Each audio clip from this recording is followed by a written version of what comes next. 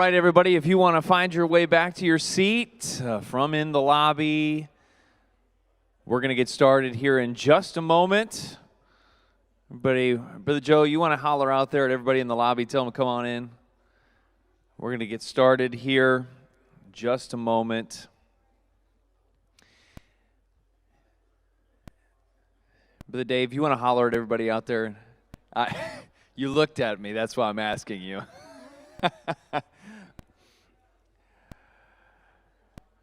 So we'll get started with our second session here tonight.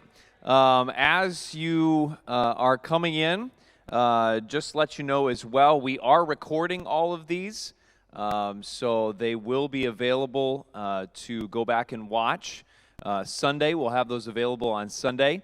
And so if you need to go back and watch, or if a spouse is not able to be here and you want them to be able to watch, or if you want to share it with one of your children or somebody in your Sunday school class or ministry or a friend just not able to be here, they will be available to go back and watch on our website Sunday this weekend. And so we'll look forward to being able to do that.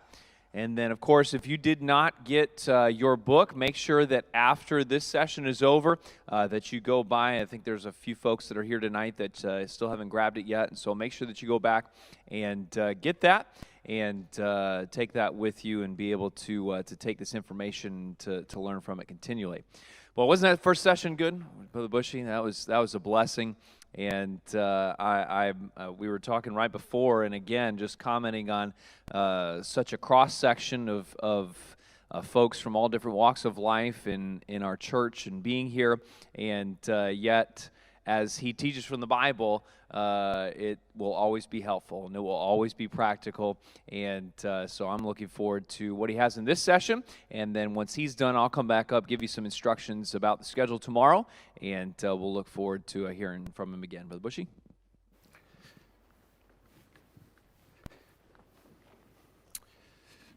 All right. I usually say open your Bibles too. Feels strange not to say that, but if you have your Bible, you might want it for the beginning of this. This lesson is going to be a little more practical, a little more instruction on how to do things. And so you may want to take some notes, or again, if you'd prefer just to take pictures of the screen, you can. This session is entitled Turn on the Clicker. That's what it's called. And knowing the state of your money. This comes from Proverbs chapter 27. And I'm just going to read verses 23 and 24. Normally I like to read the rest of the chapter, but again, keeping things to a minimum because of the slides. Be thou diligent to know the state of thy flocks, and look well to thy herds, for riches are not forever, and doth the crown endure to every generation. Back in Bible days, the way that a person's wealth was measured was by counting their animals.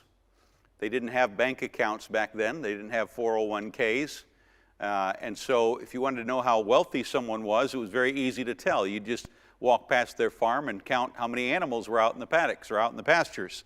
And God actually does that for us in the book of Job in chapter 1, where it says that Job was upright and feared God and eschewed evil, and then it starts listing all of his animals and how many donkeys he had and how many cows he had and how many camels he had and so on. And that's how a man's wealth was measured back in Bible days. Do you remember the story of Jacob coming back after serving Laban for 20 years and going back home again and finding out that his brother Esau was coming toward him with 400 armed men? And I imagine that caused some concern.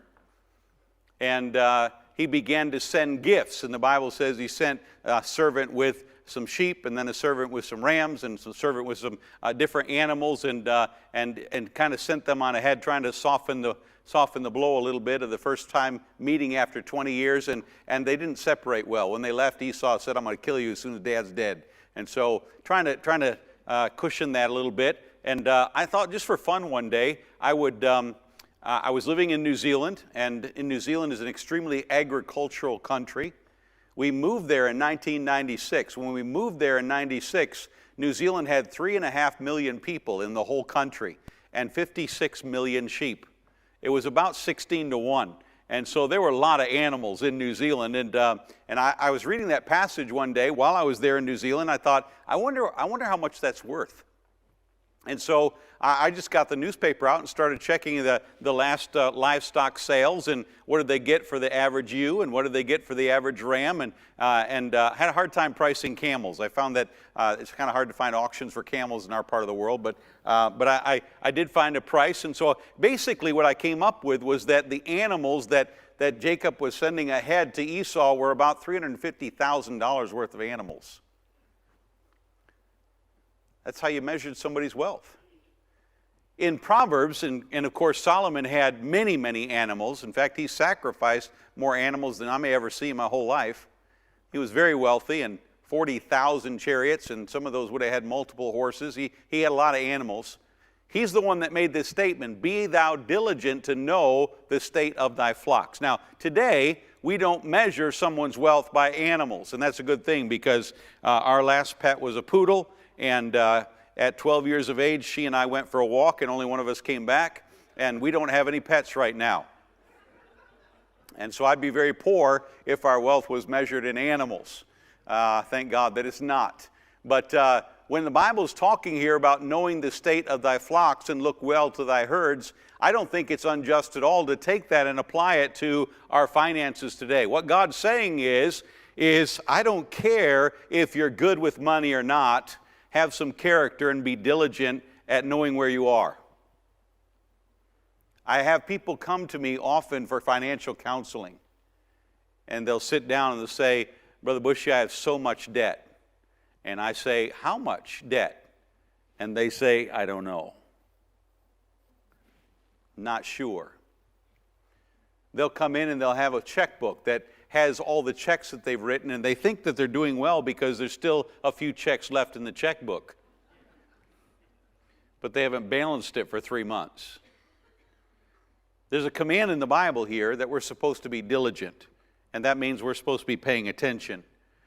The definition of diligent is having or showing care and conscientiousness in one's work or duties. If someone is reading their Bible diligently, how are they reading their Bible? You can answer that. Somebody talk to me. How? Carefully, yeah. If they're reading their Bible diligently, they're reading it carefully. What else? How else are they reading? If you say, my son reads his Bible diligently, what does that mean? Probably every day, right? He's doing a regular basis, yeah. If someone is exercising diligently, how often are they exercising? Regularly, right? They're doing it on a regular basis. Diligently doesn't mean I went to the gym 6 months ago and I might go next month too. That's not diligently. No, diligently means that there's some care here, there's some conscientiousness that I'm going to do it on a regular basis. And that means that there has to be a plan where on a regular basis I'm going to sit down and I'm going to look at my finances and I'm going to figure some things out about them. Here's how we determine the state of our finances. I'm going to give you 5 things, and again, you can write these down, snap a picture. If you got a really good mind, memorize them. But here's how we determine the state of our finances. And these are some broad categories, but you may want to get a piece of paper out. By the way, if you're married, do it together. I'm going to hit this hard tomorrow. But one of the reasons that we have so many problems in our marriages about money is because we're not doing it together. My wife and I do our money together. Every month we sit down and we go over our finances together, and we do everything. It's called the US team. That's what we've named it, the US team. It's Mark and Amber Bosje Incorporated, and we have a business meeting every month. We do it together. And the devil's going to try to put a wedge in there, and I'll be talking more about that tomorrow. And please come tomorrow. Please come back if there's any way that you can, and let me help you with that, especially if you are married. And hey, if you're not married, you might be one day, and boy, get it settled, get it taken care of before you say I do, and you'll save yourself a lot of heartache down the road. Here's how you determine the state of your finances. First of all, determine your monthly income. What do you bring home in a month? Figure out the gross income, figure out the net income. What is your monthly income? And when I say to somebody, what is your monthly income, I'm not talking about I found $20 on the sidewalk. I'm not talking about it's my birthday money. I mean, what is the regular amount that you have coming in every month? We have college students coming. By the way, Howes-Anderson College had an awesome start to the school year this year. We have the largest freshman class we've had in over 12 years. And just a good buzz going on right now. But I know for a fact some of those kids have come and they don't have a clue if they're going to make their next school payment. They don't even know how to figure it out. They're like, well, I'm going to McDonald's and I'm making $10 an hour and I work 40 hours a week, and so I should be okay, right? Figure out what your income is. Figure out what your income is. That's a number. Write it down. If you're married, write down both of your incomes. Put it together. We're going to talk about that too. And don't worry, ladies. I'm on your side. I like females. I married one and have 5 daughters, so I'm on your side. But you got to do it together. What's your total income for your family? All right? And that would include if you've got outside income coming in that you're not, passive income, active income, royalties, whatever, add it all up and what's your monthly income. Secondly, determine your monthly bills. What's your average electric bill? What's your average grocery bill? What do you pay in an average month? What do you pay for gas? What's your phone bill? What do you pay? Do you have a cable plan? What do you pay for that? What's your mortgage or your rent? What are you paying for that? Add it all up. And again, this is why it's really good to do it as a team, because one of you will remember something that the other one's forgetting. And you want to remember everything that you're spending money on every month. All right? If you have a credit card, your minimum monthly payment would also go in this list here. This is also a bill that I have to pay. All right? Now, number 3, determine your total debts. And I'm going to give you a definition here of the difference between a bill and a debt. A debt has an end date. A bill does not. How many of you have a phone bill? When will you stop paying it? Probably the day you die, okay? Yeah, you're probably not going to you're not going to call up the electric company one day and say, "Hey, I think I paid you off. I'm done now." You're going to pay them next month too. All right, those are bills. Your tithe is a bill because you're going to pay it for the rest of your life. Those are bills. Debts are something that you can pay off and eventually get rid of. And there's some question about a mortgage on a house. The word mortgage comes from 2 French words, a French word and a Greek word actually, that means pay till you die. Literally, that's what a mortgage is. If you got a 30-year mortgage, I would put it down as a bill, because yes, you're going to pay it off one day, but I don't want you to get discouraged. All right? But if you got a car payment, you're probably going to pay that off sometime, hopefully in the next 6 years. You'll get that car paid off. And so that's the difference between bills and debts. So you want a list of what you're paying for your bills every month, and then you want a list of your total debts. How much do you owe everybody? This is something that for whatever reason our human nature shies away from. I know I owe a lot of money, Brother Bushy, but I don't want to write it all down. Because then I have to add it up, and I don't want to see the total. I have a friend of mine that was in trouble, and we talked numerous times, and I said, you got to write it down. You got to make a list of everybody. I mean, every single person on the planet that you owe money to, including your grandmother and the guy that you borrowed $5 from in the dorms 20 years ago. Write down everybody that you owe money to, every single one, because what you're going to do is pay it all off and have a clear conscience. The Bible says, the wicked borroweth and payeth not again. You're going to pay back everybody you owe money to. It's going to be your life goal for a little while, but make a list. Write down every, and so he came back to me and he said, well, I did it. It's $77,000. And we came up with a plan and he's paying it off. But he didn't start paying it off till he wrote it down. I had a deacon one time that told me that 3/5 of think is ink. The stuff you think about and don't write down, you lose, all right? Write it down. Make a whole list, all right? Here's what my monthly income is, and here's the number. Here's what my monthly bills are, and here's the number. Here's my total debts, and here's the number. And then number 4, write down your possessions. Now, let me just clarify what I mean by this. If you had to sell everything that you owned, what would you get for it? All right, so your 3-year-old gym socks you can leave out. I don't mean stuff like that, because you're not going to get anything for that. In fact, probably your furniture you're not going to get much for. It's amazing how little value there is in secondhand furniture, secondhand clothes. They go in a bin to Goodwill or something like that. But go through your house and say, what do I have that's worth something? If I was going to sell, if I died today and my family had an estate sale, what would they get for everything that I own? Everything I've got in the bank and everything what's my house worth? What's my car's worth? Be honest with yourself. Go to kbb.com, Kelley Blue Book, and look up the value of your car, and don't lie to yourself. Put down what it's really for. Well, I've had this thing since I was 10. That's right. It's still not worth anything just because you had it since you were 10. Write down if you put it on Craigslist, what would you sell it for? And write down a list of everything you have that has resale value. You say, what in the world? Yeah, 2 reasons. Number 1, because the Bible says to. Be diligent to know the state of thy flocks and herds. Number 2, if you ever have a fire or you need an insurance adjuster to come in and reimburse you, if you have a list, in fact, better yet, if you have pictures of everything, they will fall on your neck and kiss you. Because most people don't really know what they own.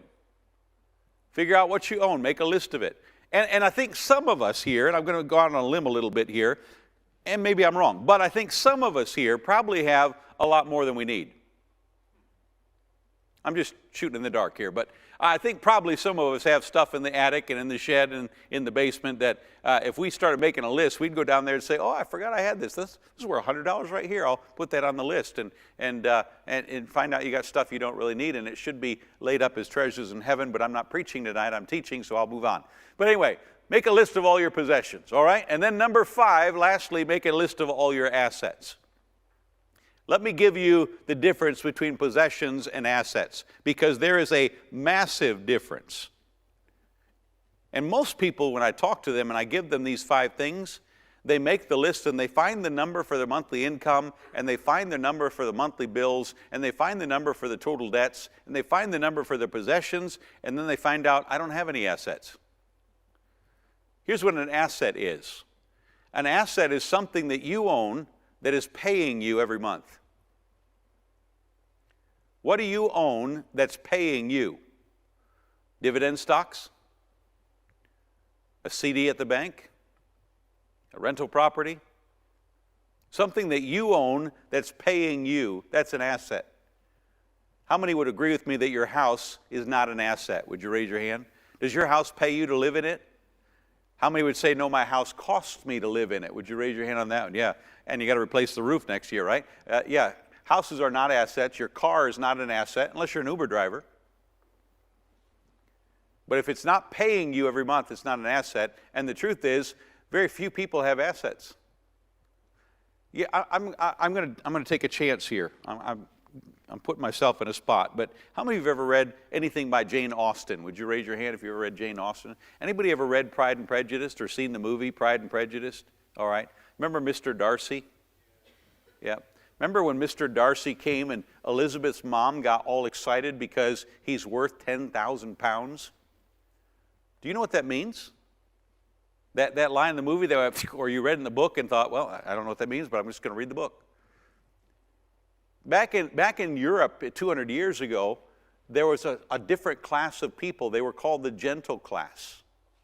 They were gentlemen and ladies. They were the gentle class and the common class. And the reason they were called the gentle class is because they didn't have to work.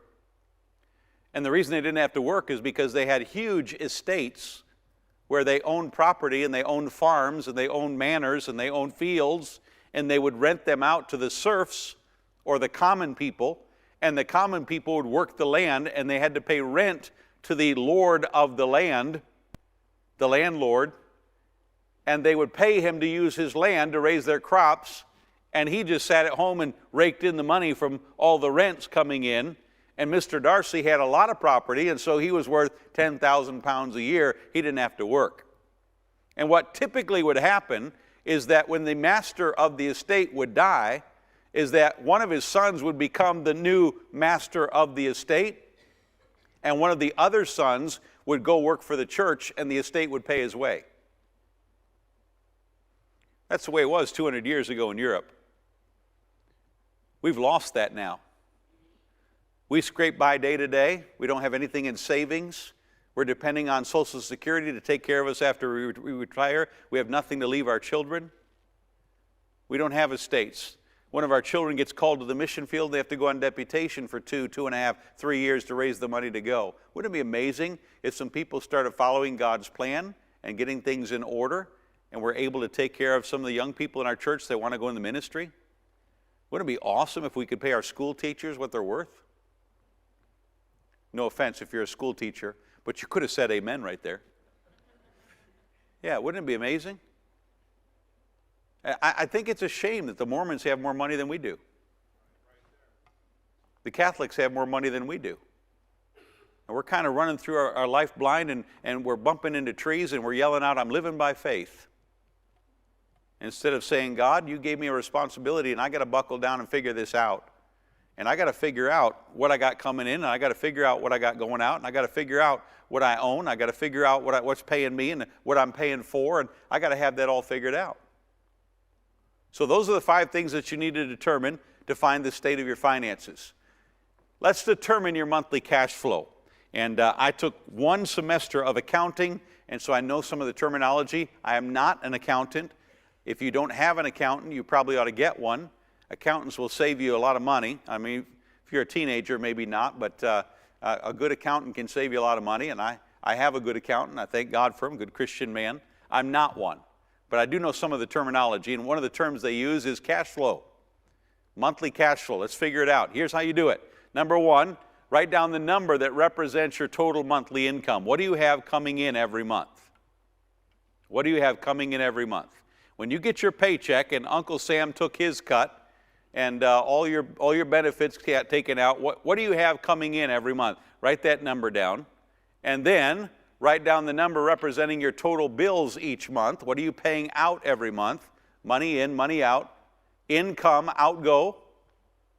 And then thirdly, write down the number that represents the total minimum monthly payments of your debt. Now, if you don't have any debt, this is easy. Write 0. And if you're not there, I hope you get there. We'll talk about that tomorrow too. I've got a whole lesson on how to beat your debt. It's called a pair of scissors. Put your credit card in the middle and chop. But we'll talk about that later. So you've got those 3 numbers, the number representing your total monthly income, the number representing your total bills each month, and the number representing the total minimum monthly payments of your debt. These are the things that's the money you've got coming in. The first one is the money you got coming in. The second 2 is the money that you have going out. And it looks like this. Income minus your bills and your minimum debt payments, and that's your cash flow statement. I think that you ought to do this at least once every 6 months. At least every 6 months. If you do it one time, it's like taking a picture. If you do it every 6 months, it's like putting a video together. Then you can start to see trends. Boy, you go back and here's I've done this for 10 years now, and I've got 20 times I've sat down and figured out my cash flow. And when I did it the first time, I realized, you know what? I got more money going out than I got coming in. I'm in trouble. You got $2,000 a month coming in and $2,050 going out, you got a mess. It's just going to keep getting worse and worse and worse. You got $2,000 coming in and $1,950 going out, you're sitting pretty. And it's going to get better and better and better. But a lot of people don't know which it is. I don't know where we're at. Take the time to write the numbers down, sit down, make it a team, make it your us team, sit down and say, here's my numbers, here's what we had come in last month, here's what went out last month, here's the difference. And you know what, sweetheart? We spent more than we had come in last month. We got to change something. I'm going to tell you the secret about money right now. This is why you really came. You ready? Here's the secret about money. There is no secret about money. I hate to burst your bubble, but that's it. So, boy, Brother Bushy's going to come, and he's some financial guru and some wizard, and he's going to give us a secret thing, and I'm going to go home and punch this code into my phone and be a millionaire. It doesn't work like that. The secret to money is there's no secret. It's just math with a dollar sign in front of it. And if you got $10 and you're subtracting 9, you got 1 left over. That's good. If you got $10 and you're subtracting 11, you got a problem. You're in the negative. And if you don't know that, the problem just keeps getting worse and you don't know why, and then you start arguing at home, and then people get divorced and fight and all kinds of things because why is life so rough? God gave the answer. He said, be diligent to know what the state of your finances are. Sit down and figure out, what is your cash flow statement? Are you in the positive or are you in the negative? And then do that on a regular basis. And again, I think every 6 months, although it may be that when you start out, you might want to do it every month for a while to kind of get a feel for it. And you'll start seeing patterns. Man, we went over again this month. We had 2,000 come in and 2,050 went out, and I can't figure it out. I only went to Starbucks 17 times. Why did that happen? Then you start realizing maybe I don't need to go to Starbucks. Maybe I should go down to the grocery store, go to Winn-Dixie and buy a can of coffee grounds and save myself a bunch of money. And guess what? Next month I'm going to be in the plus. It's just the little changes can make a big difference if you know that you need to make the change. So that's your cash flow statement. Next, we're going to determine your net worth. This is what you are worth as a person, or if you're a corporation like we are, Mark and Amber Incorporated, this is the net worth of our corporation, all right? Here's what we got to figure out. This is so simple it hurts. First of all, make a list of everything that you own along with an amount of its worth. So you make a list, get yourself a notebook, and write a long list. Number one, I own this notebook. I'm kidding. Make a long list of everything that you own. I own a car, I got a house, and this is what I own. Make a long list, and then next to it, put numbers. What's it worth? What's my house worth right now if I had to sell it? I was with a family member for Labor Day, and he lives in an area where the house prices have been going through the roof. And I said to him, hey, do you know what your house is worth right now? I had checked it on Zillow on the way over. I had the advantage. I said, do you know what your house is worth right now? He said, well, somewhere between 80 and 90,000. And boy, if I ever hit 100, it'd be a good day for me. I said, do you know that your house right now is worth $140,000? Do you know there are people that make a living going and buying people's houses for far more than they could get for them because they don't know what they're worth? That's why God created Zillow. Go type your address in there and find out what your house is worth. Go to Edmunds or Kelley Blue Book, find out what your car is worth. Pay attention to your bank account. How much is in there? How much is in your 401k? What is your furniture worth? Do you have something there? We have a set of china that my wife got from her great-grandmother. It's been around, it's probably 100 years old, and it's the real deal. It's paper thin, it's gold-plated in places, and it's very valuable. And I said, sweetheart, I want to know what that's worth. I mean, if our house burned down, I want to get the insurance money for it, you know. Find out what it's worth. Do the diligence and find out what things are worth. So make a list of everything that you own along with an amount of its worth, and then make a list of everything you owe and to whom it is owed. Now watch this. With your house, it's fairly easy, all right? I've got a house. It's what's the average house price, preacher, around this area? What's the average home? $140,000, all right? So on this side, I have my house, which is God's house. We all know that. But I have my house, and my house is worth $140,000. And over here, I have something called a mortgage, and my mortgage is at $120,000. Just with those two numbers, what's my net worth? $20,000, because it's worth $140 and I owe $120, so I subtract what I owe from what I own, and bingo, I've got $20,000 in, it's called equity. I've got $20,000 equity in my home because that's the difference between what it's worth and what I owe. Does that make sense? You can do that with everything you own. You can do it as a great big bunch. Here's everything that I own. I added up all the numbers, and by the way, I do this on my birthday every year. This is my birthday present to Mark Bosje. I've got a great big spreadsheet, and I go through and I fill out the spreadsheet. Here's everything that I own, and don't have that anymore. I sold it. I bought this one instead. I fill out the spreadsheet, and then I have the list of everything that I owe. And every year, I get to my birthday and say, was this a good year or a bad year? And the number's slowly going up, so that's good years, amen? But I know where I'm at because I have those numbers. How many are excited about this right now? Would you raise your hand? How many just want to take an ice pick and put it through your left ear right now, would you? Yeah. I can't even imagine doing that. It's work. It takes work. And it's difficult to be diligent. It's kind of like going to the gym. It's kind of like reading your Bible. You got to do it on purpose. If you're going to get good at it, you got to do it on a regular basis. So you're going to do that, and when you take the total of what you own and you subtract the total of what you owe, then you end up with a balance sheet. Watch this. Here's what I own. Here's what I owe. Does it balance? And the accountant will call it a balance sheet and say, you're balancing this way. You own more than what you owe, and you're balancing the wrong way when you owe more than what you own. And sometimes I had a guy come to me one time, and he owed $170,000 more than what he owned. And he said, preacher, I've run around this about 10 times, and I've come up, the only solution I have is for me to kill myself, and my wife will get the insurance policy and pay off the debt. Don't get to that point, okay? Pay attention and fix it before you get there. I don't want you to get to that point at all. That's a bad place to be. You should diligently do both of these calculations at least once every 6 months. Any question about any of that? Somebody please have a question. Yes, ma'am. In a home, it's called equity. Yeah, it tends to be for real estate there, although you can technically say I have equity in my car. I've got a $7,000 vehicle and I only own $5,000 on it. I have $2,000 equity in my car, but usually that term is only used for real estate. Yeah. Good question. Good.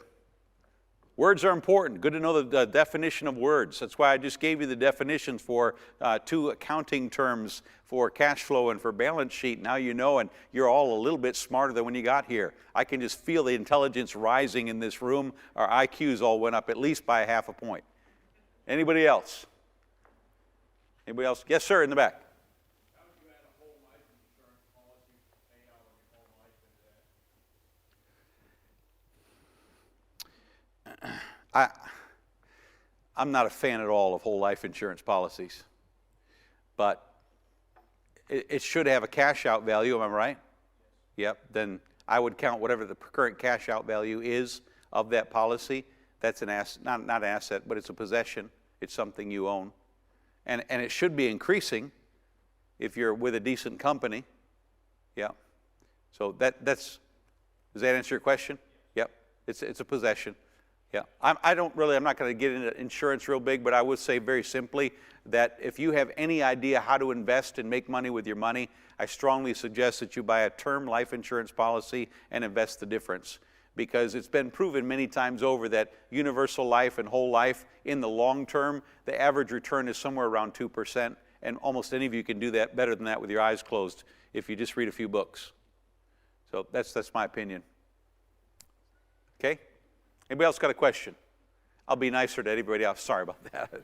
Nobody wants to ask a question now. I have insurance. Oh. We having fun? Good? No more questions about any of that? Yes, ma'am?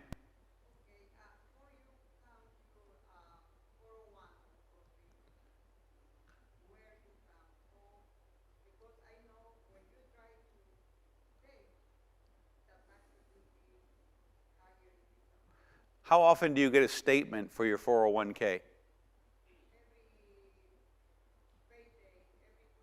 Every 2 weeks you get a statement. So you can watch the balance of that 401k, and that's yours. I mean, again, it's God's, but you're stewarding it, it's yours, and whatever the balance is, that's a possession that you own, and there's no negative for that. That's all of the good. So that all goes on the good side. Yeah. Good question. Anybody else?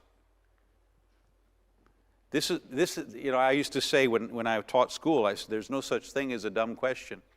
There's only dumb people that don't ask questions. If you're thinking about something, probably there's 10 other people sitting here thinking, I don't want to ask that. So would you ask it for them, please?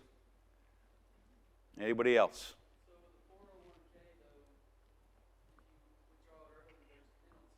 So is it necessarily a possession now, or do you factor in what the penalty is? That's an excellent point. All right, so let's say you got, I pick a number. Let's say you got $10,000 in a 401k, but if I took it out today, I'd pay a $3,000 penalty. Then in actuality, the value of it today is $7,000. Because the statement says 10, but I'd lose 3 if I pulled it out. Now, What's going to happen is when I get to retirement age and I'm able to draw it out without the penalty, the value of it will jump suddenly. Because suddenly it's worth 10 instead of 7, because now I can take it out without payment or without penalty.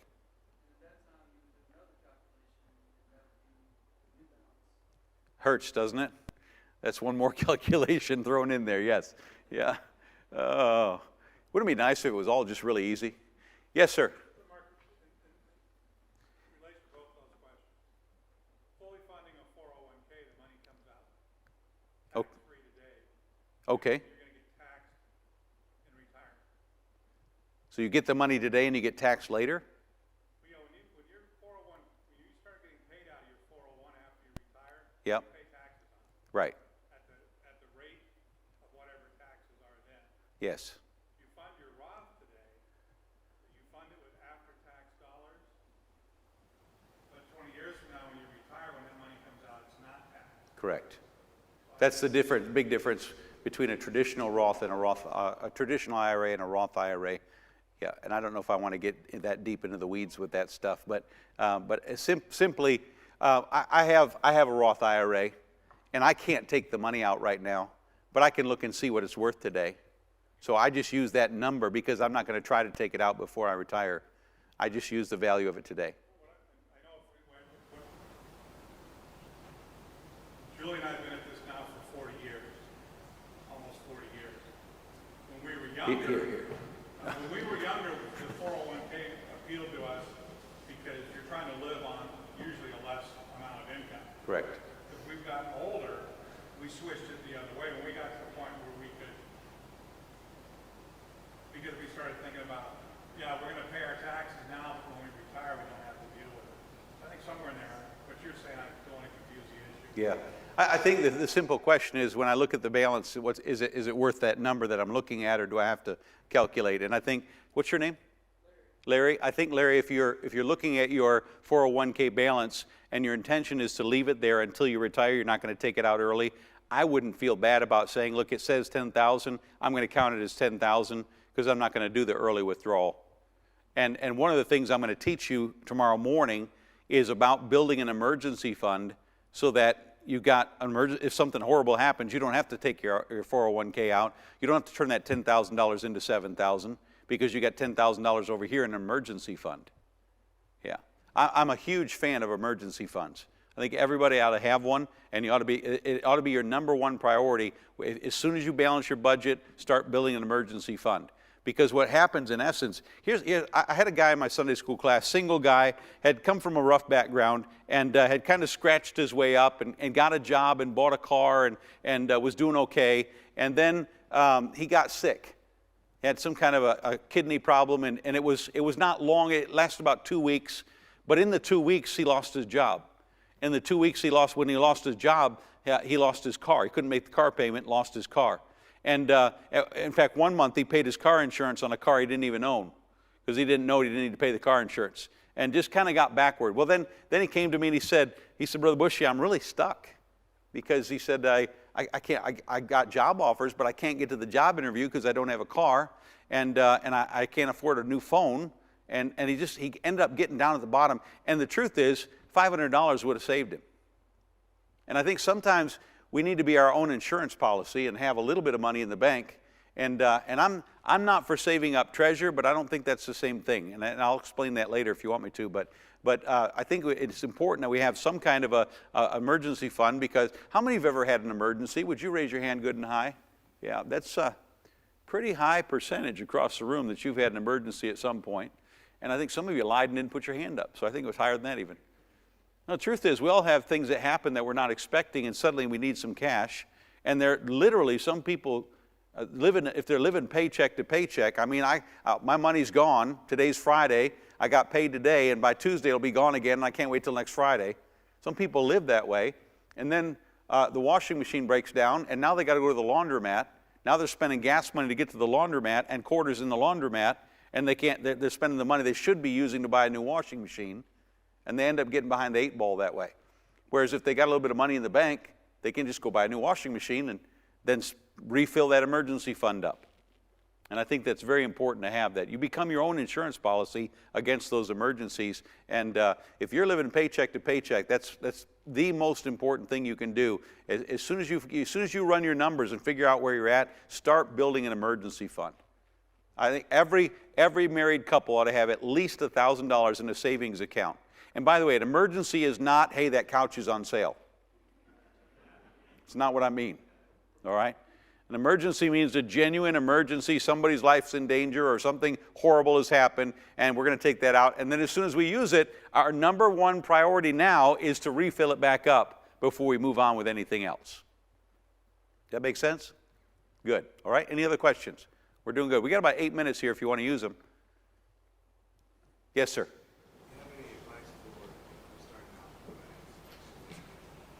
Do I have any advice? Yes. I'm going to give it to you for 4 hours tomorrow. Please be here. Yep. Tithe on every dollar you make. Put some in savings. Don't get any debt if you can avoid it. And by the way, I know Dave Ramsey. I've shaken his hand. I've read his books. Dave Ramsey is absolute death on debt. I mean, like abhorrent towards debt. And I'm not. I think there are some situations where debt makes sense. There's even a biblical premise for that. When the widow's husband died and the creditors came and they were going to sell her 2 sons for money, and she went to the prophet Elisha and she said, what do I do? He said, go to your neighbors and borrow. Borrow not a few. He told her to go in debt to get out of debt. And sometimes if you're in debt, it makes sense to get a lower interest loan to pay off your debts. I think nowadays it's smarter to buy a house and have a mortgage than it is to rent. That's just common sense. I think sometimes, and I'm very careful who I say this to, so I'm just saying this, I'm not saying it to you. Disclaimer, this is not investment advice. But I think sometimes it's wise to borrow money to make money. If you can borrow money at 4% and make 13%, and you know what you're doing, that makes sense. Now, don't borrow $10,000 to buy Bitcoin. That's not smart. Bitcoin is not an asset. Anybody want to argue about that? Because if you got Bitcoin, how much did it pay you last month? The only way it can pay you is if you sell it, and then you don't have it. I don't own gold or silver. I'm not a fan of precious metals. Well, I am too. I like lead and copper. 9mm is my favorite. But I don't invest in precious metals because they're not making me money. All of my investments, I buy something that's paying me every month or every quarter, and I'm getting a return from that, a regular return. That's an investment. If you buy something and the only way you can get money is to sell it to somebody dumber than you who will pay more than you paid, that's called the greater fool theory. The only way you're going to make money is if you find somebody that's not as smart as you and pays you more than you paid for it. Then that's not an asset. That's speculating. Got a little quiet there, but I'm having fun. All right. Yes, ma'am.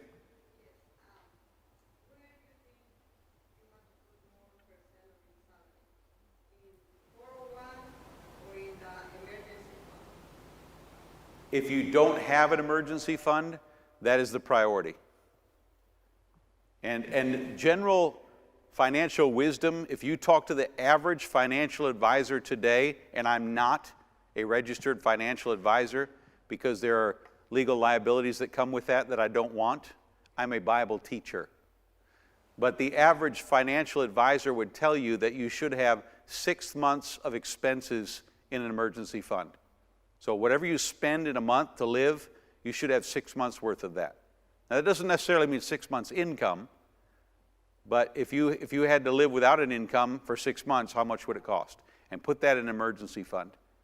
And it usually takes most people about 18 months to 2 years to do that, maybe longer, if they're really pushing. Sometimes it takes 5 years. But I don't think it's wise to be putting money into investments where there's risk when you don't have that emergency fund. I don't know what the economy is going to do tomorrow. Does anybody? Our president doesn't even know what the economy is going to do tomorrow. He doesn't know what it did yesterday, right? I'm sorry. Don't do that to me. Don't drag me down. No. The truth is, I don't have a crystal ball, but I know that my rental property is going to pump out rent. The tenants are good tenants, and I buy decent houses in good areas, and I take good care of them, and I finish them well. I'm not a slumlord, and so my rental properties are going to pay me next month, and that's steady income. And I'd rather have that 100 times than have an ounce of gold in a drawer somewhere, worrying about if somebody's going to break in my house tonight and steal it, or worried if it's going to get moth or rust, doth corrupt, and thieves break through and steal. And that's actually in the Bible. So, all right. Yes, sir. If you have dogs and they have puppies, and you sell those puppies, is that considered an asset? Yes, it is. Absolutely. Yep. I have 3 friends that do that, 2 with Rottweilers and 1 with, I don't know, some squeaky little dog. But they raise puppies and sell them, and yeah, the asset is actually the mama dog. She's the one producing. That's very biblical.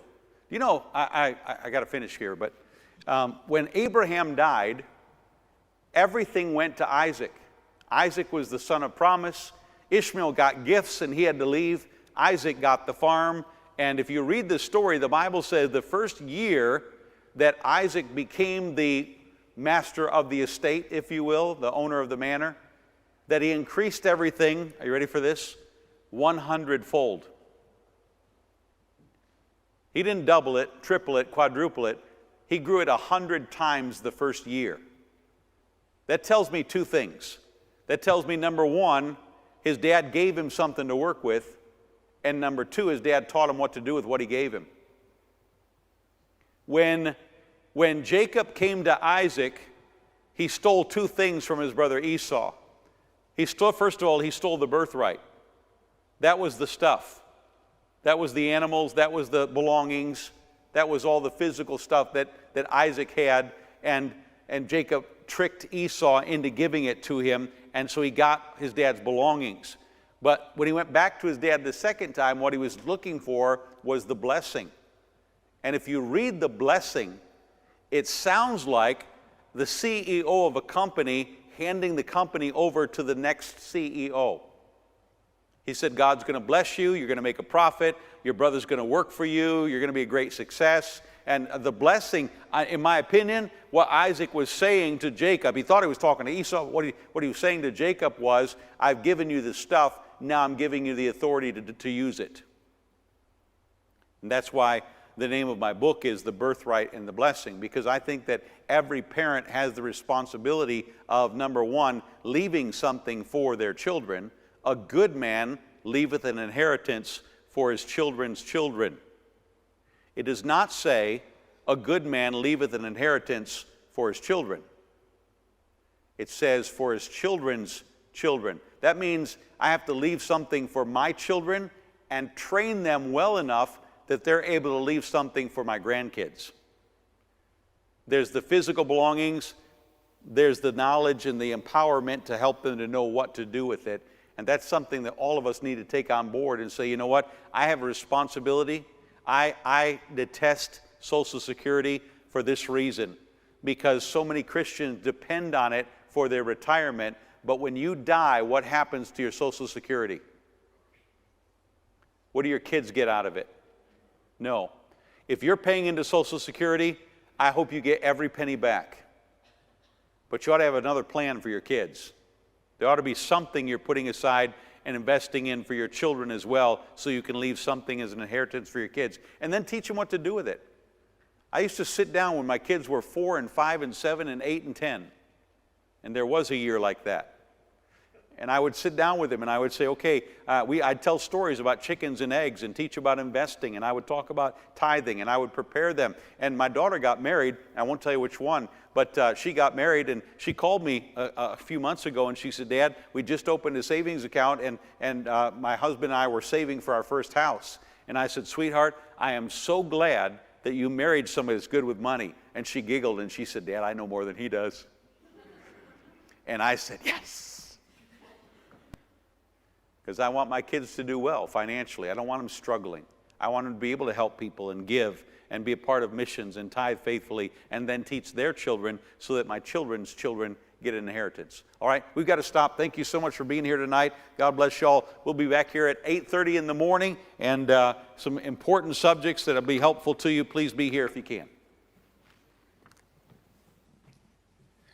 As Brother Bushy said, we'll be back here at 8:30 tomorrow, and we'll move through things pretty quickly tomorrow, and we want to give him as much time as he can because you'll hear more practical information about that. And so we'll have some, again, light refreshments available around 8 tomorrow, so if you want to come by a little early, get a cup of coffee and something to snack on before the session start.